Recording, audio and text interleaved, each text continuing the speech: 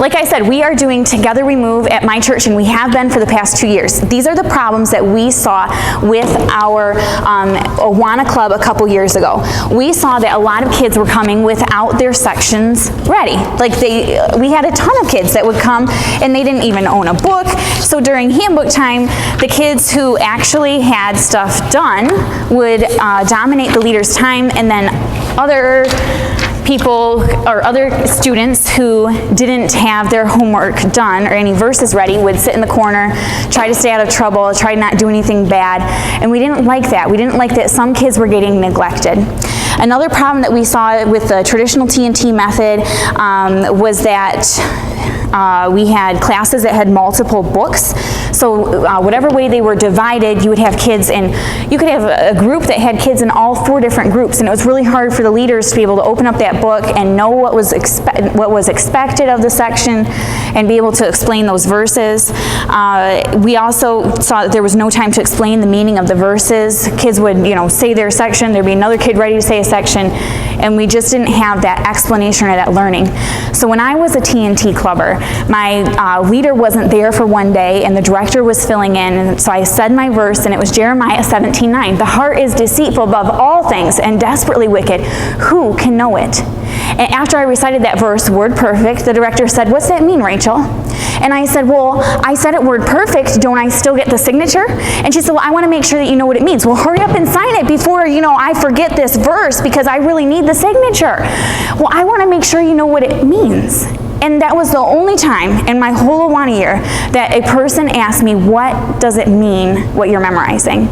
I finished my book. I have lots of those verses that I can still remember and recite, which is good, but I didn't know what those verses mean. I told my sister that story, and she was like, "Yeah, same for me." She said it was competition to get through the book with no understanding of the verses. And that's what's happening in the traditional Awana, and it's alarming. It's concerning that kids are memorizing these words, which is a good thing for them to memorize God's words, but if they don't really understand what it means, does it benefit them like we're hoping that it would? So our solution was Together We Move. And we started this 2 years ago. This is why we did it. We did it so that, number one, children can understand God's words better. We had a kid named Kyland who comes on our bus ministry, and the year before we switched to Together We Move, he did not pass a single section the whole entire year. Never passed a section. The next year, on the first year of Together We Move, at the end of the year, I asked the kids, if any of you want to say a verse at our opening ceremony, come tell me, and we'll give you a chance to recite a verse. So Kylan comes to me. He says, "I want to say that verse that's about kids obeying their parents. I can't remember where it's found, but it says, 'Children, obey your parents in the Lord, for this is right.'" I remember that verse. Whoa. That's what we wanted to happen in Awana, and it happened when we switched to this different method. We also have less stress for the parents and the leaders and the children. Think about for the kids how much stressful it is to try and memorize this verse during handbook time. I got 15 minutes or 20 minutes or however long handbook time is.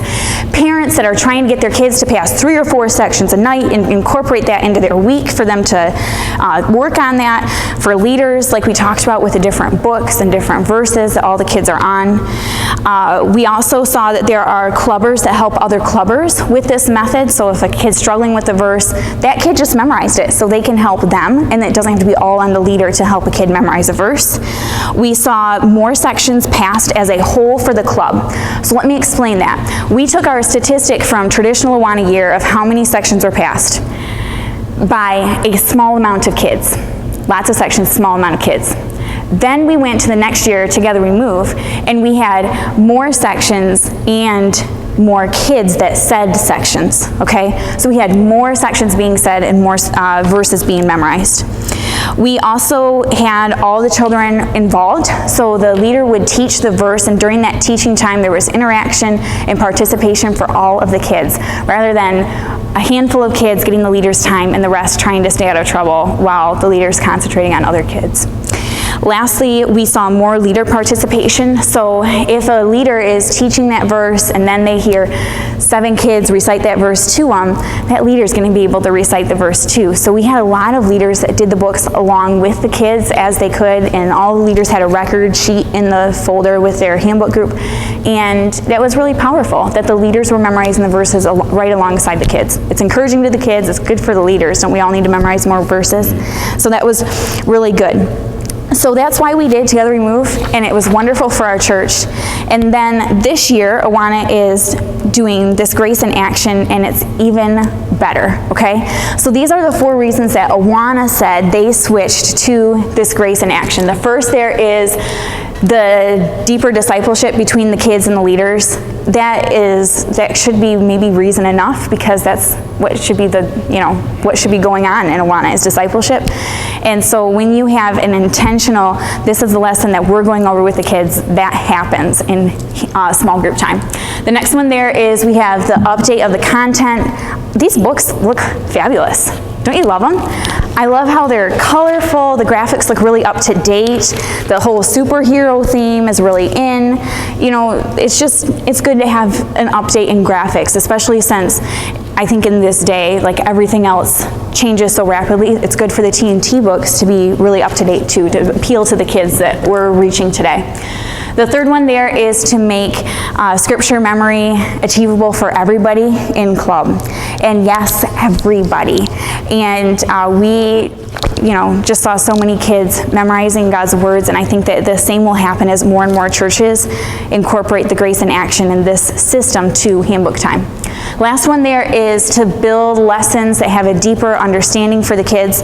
So when the small group lesson and the large group lesson are on the exact same topic for the night, the kids are really able to learn that more deeply. In traditional Awana, there would be these verses that they would learn in handbook time, and then they would go to large group time, and sure, there might be a scope and sequence in large group time. There might not be a scope and sequence. A church might have guest speakers that are told, speak on whatever's on your heart. It happens a lot. Or even if there is a scope and sequence, it's nothing that matches what they're learning in the books. But if you can put both of those topics together, there's so much opportunity for deeper learning in the kids. That's like one of the things that I'm most excited about in this material, is that the kids can have that theme throughout their whole entire night and really truly learn a whole bunch.